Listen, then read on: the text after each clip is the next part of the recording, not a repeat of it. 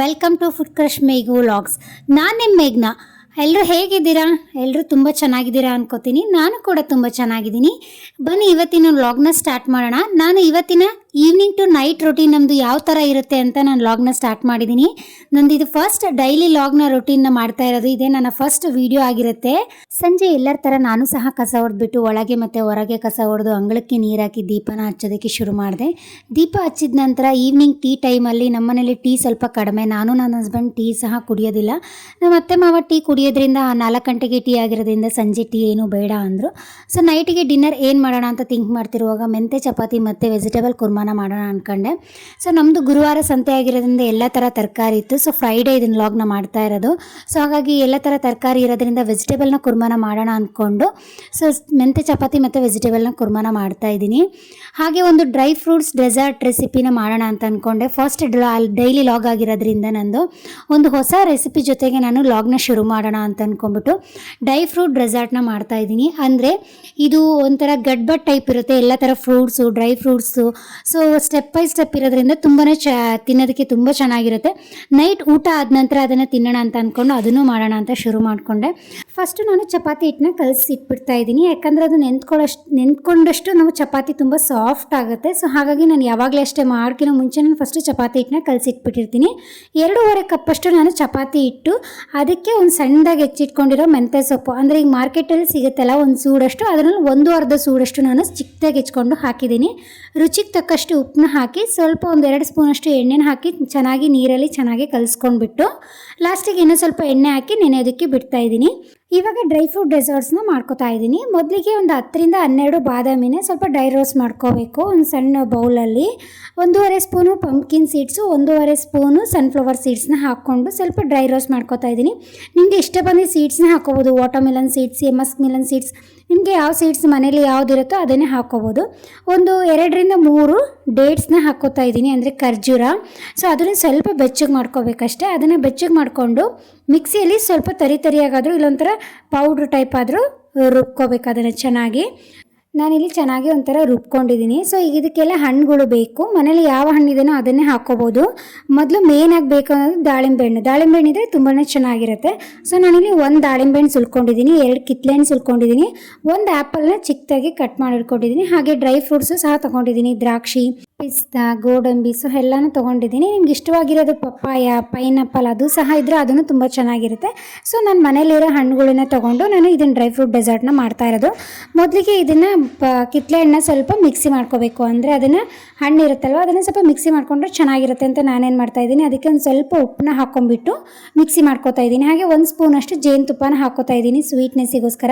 Mixie ಮಾಡಾದರೂ ಹಾಕ್ಕೋಬೋದು, ಇಲ್ಲ ಮಿಕ್ಸಿಗೆ ಹಾಕ್ಕೋಬೋದು. ನಿಮ್ಗೆ ಯಾವ ಥರ ಅನುಕೂಲ ಆಗುತ್ತೋ ಆ ಥರ ಹಾಕ್ಕೊಂಡ್ಬಿಟ್ಟು ಅದನ್ನು ಒಂದು ಬೌಲಿಗೆ ಹಾಕ್ಕೊಳ್ಳಿ. ಈಗ ಡ್ರೈ ಫ್ರೂಟ್ಸ್ನ ಸ್ವಲ್ಪ ಚಿಕ್ಕದಾಗಿ ಕಟ್ ಮಾಡ್ಕೋಬೇಕು. ಅಂದರೆ ಪಿಸ್ತಾ, ಗೋಡಂಬಿನೆಲ್ಲ ಸ್ವಲ್ಪ ಚಿಕ್ಕದಾಗಿ ಆಗಿದ್ರು ಕಟ್ ಮಾಡ್ಕೋಬೇಕು. ಇಲ್ಲ ಒಂಥರ ಕ್ರಶ್ ಟೈಪ್ ಆದರೂ ಮಾಡಿಕೊಂಡ್ರೆ ಆಯಿತು, ಪುಡಿಯಾಗಿ. ನಿಮಗೆ ಯಾವ ಥರ ಇಷ್ಟ ಆಗುತ್ತೋ ಆ ಥರ ಅದನ್ನು ಮಾಡ್ಕೊಳ್ಳಿ. ಸೊ ಈಗ ಒಂದು ಗ್ಲಾಸ್ನ ತೊಗೊಂಡ್ಬಿಟ್ಟು ಏನು ಮಾಡ್ತಾಯಿದ್ದೀನಿ, ನಾನು ಕಿತ್ತಳೆ ಹಣ್ಣಿಂದು ಒಂದು 3-4 ಸ್ಪೂನ್ ಹಾಕ್ಕೋತಾ ಇದ್ದೀನಿ. ಅದು ಹಾಕ್ಕೊಂಡ್ಬಿಟ್ಟು ಈಗ ಡ್ರೈ ಫ್ರೂಟ್ಸ್ನ ಪೌಡ್ರ್ ಮಾಡಿದ್ವಲ್ಲ, ಸನ್ಫ್ಲವರು ಮತ್ತು ಬಾದಾಮಿ ರೋಸ್ಟ್ ಮಾಡಿರೋದನ್ನು ಅದನ್ನು 1 ಸ್ಪೂನಷ್ಟು ಹಾಕಿ, ಈಗ ಆ್ಯಪಲ್ನ ಸಹ 1 ಸ್ಪೂನಷ್ಟು ಹಾಕ್ಕೋತಾ ಇದ್ದೀನಿ.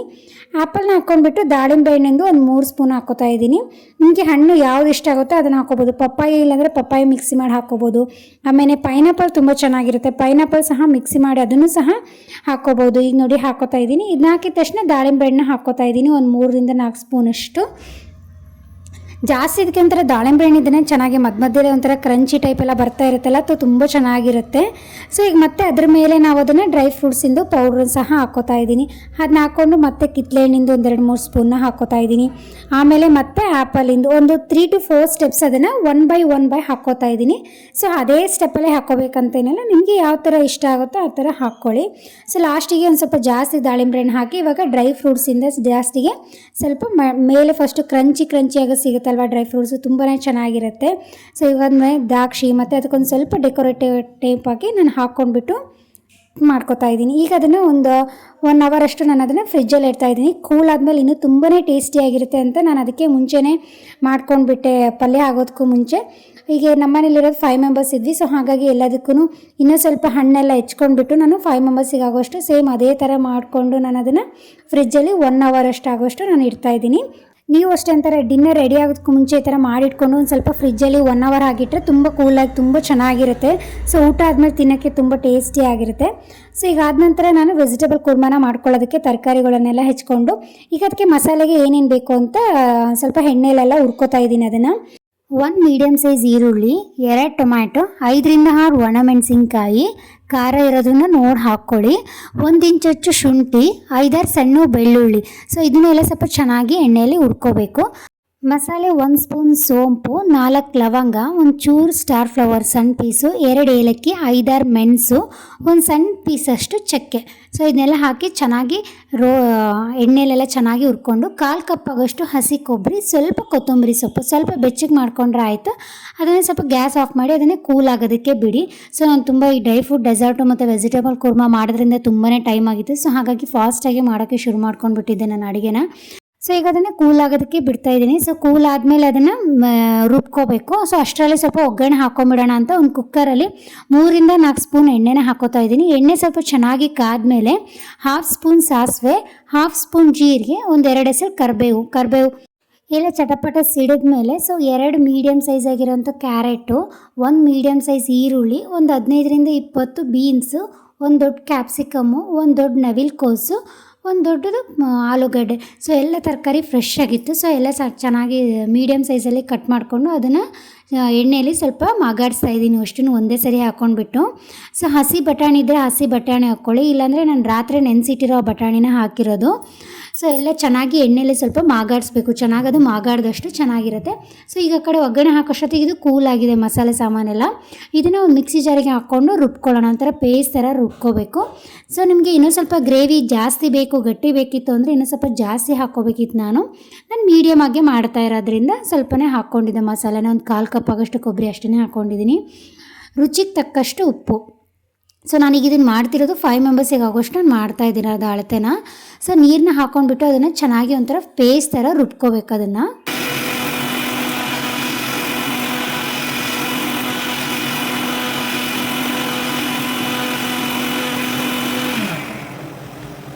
ಈಗ ಅದನ್ನು ಪೇಸ್ಟ್ ಥರ ರುಬ್ಕೊಂಡಾಗಿದೆ. ಸೊ ಆ ಮಸಾಲೆನ ಈಗ ಅದಕ್ಕೆ ತರಕಾರಿ ಎಲ್ಲ ಚೆನ್ನಾಗಿ ಮಾಗಾಡ್ಸ್ಕೊಂಡಾಗಿರೋದ್ರಿಂದ ಅದನ್ನು ಒಂದು ಸ್ವಲ್ಪ ಹಾಕ್ಕೋಬೇಕು. ಅದಕ್ಕೆ ಮಸಾಲೆ ಹಾಕಿರೋದನ್ನು ಎಲ್ಲ ಕಡೆ ಚೆನ್ನಾಗಿ ಒಂದೋ ಥರ ಅದನ್ನು ಸ್ಪೂನ್ ಸಹಾಯದಿಂದ ಕಲಿಸ್ಕೋಬೇಕು, ಎಲ್ಲ ಕಡೆ ಹೊಂದ್ಕೋಬೇಕು ಅದು ಮಸಾಲೆ. ಸೊ ಎಲ್ಲ ಚೆನ್ನಾಗಿ ಹೊಂದ್ಕೊಂಡ್ಮೇಲೆ ಅದಕ್ಕೆ ಕನ್ಸಿಸ್ಟೆನ್ಸಿ ನೀರು ಎಷ್ಟು ಬೇಕೋ ಅದರ ಕನ್ಸಿಸ್ಟೆನ್ಸಿ ನೋಡಿಕೊಂಡು ನೀವು ನೀರನ್ನ ಹಾಕ್ಕೊಳ್ಳಿ. ನಾನು ಜಾರಿರೋದನ್ನೆಲ್ಲ ತೊಳ್ಕೊಂಬಿಟ್ಟು ಅದನ್ನೇ ಹಾಕ್ಕೋತಾ ಇದ್ದೀನಿ. ನಿಮಗೆ ಎಷ್ಟು ಬೇಕೋ ಗ್ರೇವಿ ತೆಳುವಾಗಿ ಬೇಕೋ ಸ್ವಲ್ಪ ಗಟ್ಟಿಯಾಗಬೇಕೋ ನೋಡ್ಕೊಂಬಿಟ್ಟು ನಿಮಗೆ ವಾಟರ್ ಕನ್ಸಿಸ್ಟೆನ್ಸಿನ ನೋಡಿಕೊಂಡು ಹಾಕ್ಕೊಳ್ಳಿ ಅದನ್ನು. ಸೊ ಹಾಕ್ಕೊಂಡಿದ್ದ ತಕ್ಷಣ ಅದಕ್ಕೆ ರುಚಿಗೆ ತಕ್ಕಷ್ಟು ಉಪ್ಪು. ಸೊ ಉಪ್ಪು ಕಡಿಮೆ ಆಗಿದ್ದರೆ ಇನ್ನೂ ಸ್ವಲ್ಪ ಉಪ್ಪನ್ನ ಹಾಕ್ಕೊಳ್ಳಿ. ಉಪ್ಪು ಹಾಕ್ಕೊಂಡಿದ್ದ ತಕ್ಷಣ ಅದಕ್ಕೆ 1 ಸ್ಪೂನಷ್ಟು ಖಾರ ಪುಡಿನ ಹಾಕ್ಕೋತಾ ಇದ್ದೀನಿ. ಖಾರ ಪುಡಿ ಆಪ್ಷನಲ್ಲು. ಸೊ ನಿಮ್ಗೆ ಇಷ್ಟ ಇದ್ದರೆ ಹಾಕ್ಕೊಳ್ಳಿ, ಸ್ಪೈಸಿ ಸ್ವಲ್ಪ ಬೇಕು ಅಂದರೆ ಒಂದು ಸ್ವಲ್ಪ ಖಾರ ಪುಡಿನ ಹಾಕ್ಕೊಳ್ಳಿ ಅದಕ್ಕೆ. ಆಮೇಲೆ 1.5 ಸ್ಪೂನಷ್ಟು ನಾನು ಬೆಣ್ಣೆನ ಹಾಕ್ಕೋತಾ ಇದ್ದೀನಿ. ಈ ವೆಜಿಟೇಬಲ್ ಕುರ್ಮಾಗೆ ಒಂದು ಸತಿ ಬೆಣ್ಣೆನ ಹಾಕಿ ನೋಡಿ, ತುಂಬ ರುಚಿಯಾಗಿರುತ್ತೆ.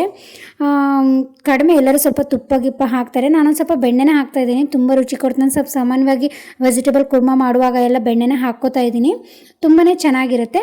ಇದನ್ನ ಲಿಡ್ನ ಕ್ಲೋಸ್ ಮಾಡಿ 1 ವಿಷಲಷ್ಟು ಕೂಗಿಸಿದ್ರೆ ಸಾಕು, ಯಾಕಂದರೆ ಸ್ವಲ್ಪ ತರಕಾರಿ ಎಲ್ಲ ಎಣ್ಣೆಯಲ್ಲಿ ಚೆನ್ನಾಗಿ ಮಾಗಾಡಿಸಿರೋದ್ರಿಂದ ನೀವು ಒಂದೇ ವಿಷಲ್ ಕೂಗಿಸಿದ್ರೆ ಸಾಕು. 2 ವಿಷಲ್ ಕೂಗಿಸಿದ್ರೆ ತುಂಬ ಮೆತ್ತಗಾಗ್ಬಿಡುತ್ತೆ. ಸೊ ಹಾಗಾಗಿ 1 ವಿಷಲ್ ಕೂಗಿಸಿದ್ರೆ ಈ ವೆಜಿಟೇಬಲ್ ಕುರ್ಮಾನ ರೆಡಿ ಆಗುತ್ತೆ. ಅಷ್ಟೊತ್ತಿಗೆ ಈ ಚಪಾತಿ ಉಳ್ಳಿಗಳನ್ನು ಮಾಡ್ಕೊಳ್ಳೋಕ್ಕೆ ಸ್ಟಾರ್ಟ್ ಮಾಡ್ಕೊಂಡ್ಬಿಟ್ಟೆ ನಾನು, ಮೀಡಿಯಮ್ ಸೈಜಾಗಿ ಉಳ್ಳಿಗಳನ್ನು. ಸೊ ಅಷ್ಟೆಲ್ಲ ಮಾಡ್ಕೊಳ್ಳೋಷ್ಟೊತ್ತಿಗೆ ಅದು ವಿಷಲ್ ಕೂಗಿತ್ತು. ಸೊ ಈಗ ಚಪಾತಿ ಉದ್ದೋದಕ್ಕೆ ಸ್ಟಾರ್ಟ್ ಮಾಡ್ಕೊಂಡ್ಬಿಟ್ಟೆ ನಾನು. ತುಂಬ ಲೇಟಾಗಿರೋದ್ರಿಂದ ಇವತ್ತು ನಂದು ಡಿನ್ನರ್ ಲೇಟಾಗಿಬಿಟ್ಟಿತ್ತು, ಯಾಕಂದರೆ ವೆಜಿಟೇಬಲ್ ಕುರ್ಮಾ ಎಲ್ಲ ತರಕಾರಿಗೆ ಹೆಚ್ಕೋತಾ ಮತ್ತು ಹಣ್ಣುಗಳು ಸುಳ್ಕೋತಾ ಇವತ್ತು ನಂದು ಡಿನ್ನರ್ ಲೇಟಾಗಿಬಿಟ್ಟಿತ್ತು ಊಟಕ್ಕೆ ರೆಡಿಯಾಗಿ ಮಾಡ್ಕೊಳ್ಳೋದು. ಸೊ ಹಾಗಾಗಿ ನಾನು ಚಪಾತಿ ಉತ್ತುತ್ತಾ ಇದ್ದಂಗೆ ನಾನು ಅಮ್ಮನೇ ಎಲ್ಲ ಊಟಕ್ಕೆ ನೀಡಿಬಿಟ್ರು ಅವರೇ ಲೇಟಾಗಿರೋದ್ರಿಂದ.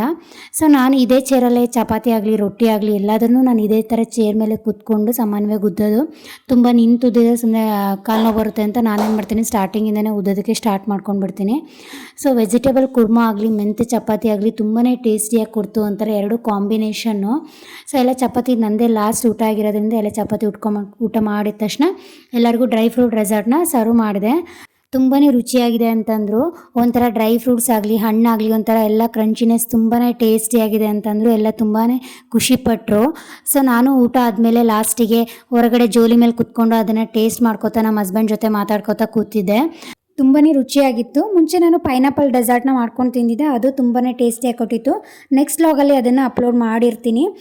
ಇದು ತುಂಬಾ ಟೇಸ್ಟಿಯಾಗಿತ್ತು. ದಾಳಿಂಬ್ರೆ ಹಣ್ಣು, ಡ್ರೈ ಫ್ರೂಟ್ಸ್ ಎಲ್ಲ ರುಚಿಯಾಗಿತ್ತು. ಸೊ ನೀವು ನಾನು ಡೈಲಿ ವ್ಲಾಗ್ನ ಇಷ್ಟಪಡ್ತಾ ಇದ್ದರೆ ಕಮೆಂಟ್ ಮಾಡಿ, ನಾನು ನೆಕ್ಸ್ಟ್ ಟೈಮ್ ಡೈಲಿ ವ್ಲಾಗ್ನ ಅಪ್ಲೋಡ್ ಮಾಡ್ತಾ ಇರ್ತೀನಿ. ಈ ವಿಡಿಯೋ ಇಷ್ಟ ಆದರೆ ಲೈಕ್ ಮಾಡಿ, ಶೇರ್ ಮಾಡಿ, ಕಮೆಂಟ್ ಮಾಡಿ. ಹಾಗೆ ನಾನು ಫಸ್ಟ್ ಟೈಮ್ ನನ್ನ ಚಾನಲ್ನ ನೋಡ್ತಾ ಇದ್ದರೆ ಸಬ್ಸ್ಕ್ರೈಬ್ ಆಗಿ, ಹಾಗೆ ಸಪೋರ್ಟ್ ಮಾಡಿ. Thank you all.